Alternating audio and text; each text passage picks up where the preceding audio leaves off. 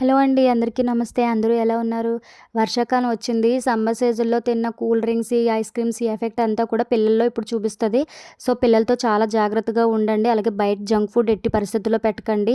ఈగలు, దోమలు ఇవన్నీ వాలి వాళ్ళకి ఎక్కడలేని నీరసాలు మనమే కొని తెచ్చి పెట్టుకున్నట్టు అవుతది. ఫ్రూట్స్‌కి ఎక్కువ ప్రయారిటీ ఇవ్వండి. మార్కెట్‌లో దొరికే అన్ని రకాల ఫ్రూట్స్‌ని తెచ్చుకోండి.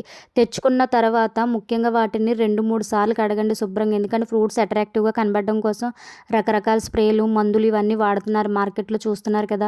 సో, అలాగే డస్ట్ కూడా ఎక్కువగా పడుతూ ఉంటుంది. అందుకని ఇలాగ బాగా క్లీన్ చేసుకున్న తర్వాత చక్కగా ఇలా కట్ చేసుకొని పిల్లలకి పెట్టండి. అలాగే మీరు కూడా తినండి.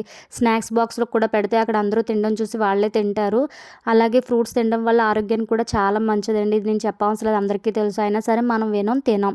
అలాగే ఇంకోటేంటంటే ఈ యాపిల్‌లో ముఖ్యంగా లోపలుండే గింజలుంటాయి చూడండి, అవి ప్రాణానికి చాలా హానికరం. పిల్లలకి అస్సలు పెట్టకండి. వాటిని పారేయండి.